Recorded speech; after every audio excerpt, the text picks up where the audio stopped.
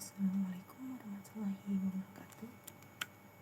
My name is Apriyanthi and I'm going to explain about transactional and interpersonal text for class 10 of high school students. So we will start from the definition. This is the definition of transactional text. Transactional text is text which is intended to convey factual information or to argue the validity of a point of view with objective evidence.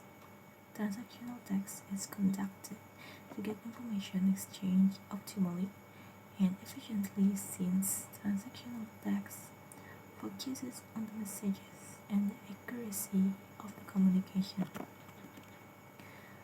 The next is the definition of interpersonal text. Interpersonal text is a text that is used to communicate with other person for the sake of building a good communication or socialization. So there are examples that interpersonal conversations express. The first is greeting and leave taking. The second is making introductions, identifying oneself. The third is extending, accepting, and declining invitations and offers. The fourth is making and breaking engagement. The fifth is expressing and acknowledging gratitude. The sixth, complimenting and congratulating. The seventh, reacting to the interlocutor's speech. And the last is showing attention, interest, surprise, sympathy, happiness, disbelief, and disappointment. Now this is the examples. There are two examples of in transactional text. The first is would like to and going to. So would like to and going to are expression of that used to state future action, but both of them have different usage in some cases. So sorry, there is a typo. Now this is the example. The first is would like to. I would like to discuss it with my parents first. So this expression sometimes is not certain that it will be happen, whether it will be happen or not, and it is also a spontaneous answer that haven't been thought before. The second one is I'm going to take medical school after this.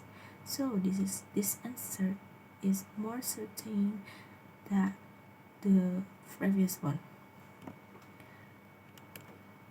Now, and this is the simple past tense. It is used to show an action that occurred and was completed at a particular time in the past. The simple past tense of regular verbs is marked by the ending "d" or "ed", while irregular verbs have a variety of endings. So there are three forms. The first is positive. I'm sure that you guys have already know, so you can see on the slide and also on the paper. We will go into the next slide. This one is the examples of interpersonal text. So one of them is congratulating and praising. As I've mentioned before, interpersonal texts are intended to make student communication became more good, more better. So this one is one of the example. It is an expression that is used to praise people and congratulate them for achieving their goal or did something. So in the slide I've already put the example. This kid was that someone had been promoted into a higher position in their job, and I've underlined the sentence by Samuel. You deserve it, man. It is a form of, it is an expression of congratulating Alif. Then Sinta said, now that you are the director of the company, I believe the company will develop even faster.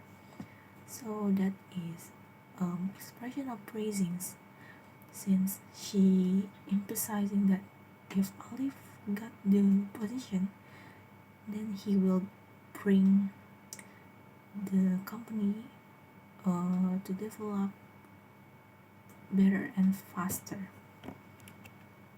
The last is how to teach those texts. So, to teach both transactional and interpersonal texts, communicative approach could be used. This is my opinion, since this approach stresses interaction as well as communication to the learners.